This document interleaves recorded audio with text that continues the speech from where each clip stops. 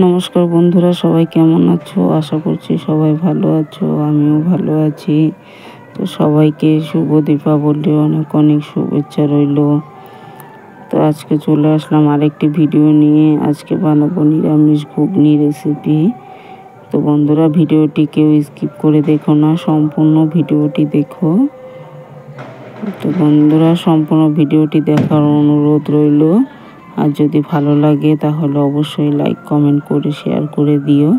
আর আমার চ্যানেলে নতুন কোনো বন্ধু হয়ে থাকলে তাহলে প্লিজ চ্যানেলটি সাবস্ক্রাইব করে আমার পাশে থেকো।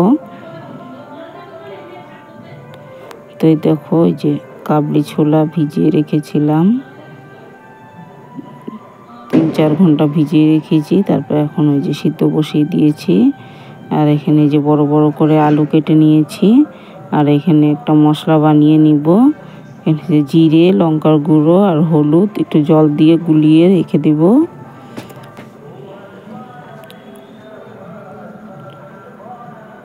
তো আমি এই যে মশলাটা গুলিয়ে নিচ্ছি।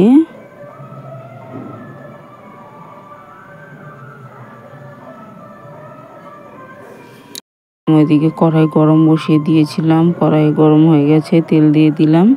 দিয়ে এখানে থেতো করা গরম মশলা, এলাচ, দারচিনি, লং আর জিরে ফোড়ন দিয়ে দিলাম, সঙ্গে তেজপাতাও দিয়েছি 2টো। তো ফোড়নের গন্ধ বের হয়ে গেছে। এখন আমি এখানে দিয়ে দিব কেটে রাখা আলুগুলো, ডুমো ডুমো করে কেটে রেখেছিলাম, আলুগুলো দিয়ে দিলাম। দিয়ে এখন আলুগুলো আমি খুব ভালো করে লাল লাল করে ভেজে নিব।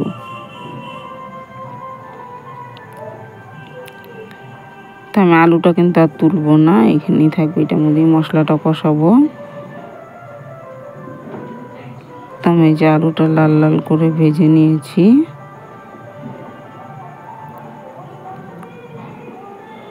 আর এখানে আদা আর হলো এই যে টমেটো গ্রেট করে নিয়েছিলাম, সেটা দিয়ে দিলাম। দিয়ে এখন খুব ভালো করে কষিয়ে নিব, যেন আদা আর টমেটোর কাঁচা গন্ধ চলে যায়। আদা টমেটোটা ভালো করে কষিয়ে নিয়েছি। এখন এই যে গুলিয়ে রাখা মশলাটা দিয়ে দিলাম। মশলাটা দিয়ে এখন মশলাটাও আমি খুব ভালো করে কষিয়ে নিব।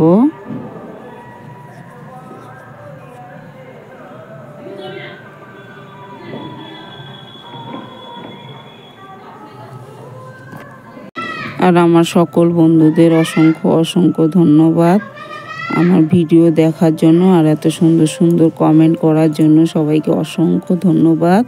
তো আমি এখানে পরিমাণ মতো নুন দিয়ে দিয়েছি আর অল্প চিনি দিয়ে দিলাম, কেননা নিরামিষ ঘুগনি একটু হালকা হালকা মিষ্টি মিষ্টি ভাব হলে খেতে ভালো লাগবে। তো দেখো, আমি এই যে ছোলাটা সেদ্ধ করে নিয়েছিলাম, যে খুব সুন্দর সেদ্ধ হয়ে গেছে। তো আমার এদিকে মশলাটাও খুব ভালো করে কষানো হয়ে গেছে। আমি এখন এই যে এখানে ছোলাটা দিয়ে দেব।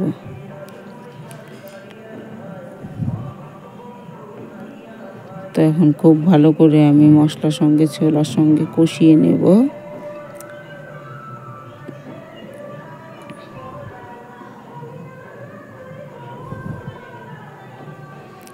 তো আমি এই যে মশলার সঙ্গে খুব ভালো করে কষিয়ে নিচ্ছি, অনেকক্ষণ ধরেই কষাবো। কষিয়ে নিয়ে তারপরে এই যে আমি এখন জল দিয়ে দিব। অনেকক্ষণ কষিয়ে নিয়েছিলাম, তো আমি এই যে জল দিয়ে দিলাম। দিয়ে এখন খুব ভালো করে ফুটিয়ে নেব। ফুটিয়ে এই যে এখন আমি নামিয়ে নিয়েছি। একটু গরম মশলা দিয়েছিলাম, নামিয়ে নিয়েছি। বন্ধুরা, রেসিপিটি যদি ভালো লাগে তাহলে লাইক কমেন্ট করো।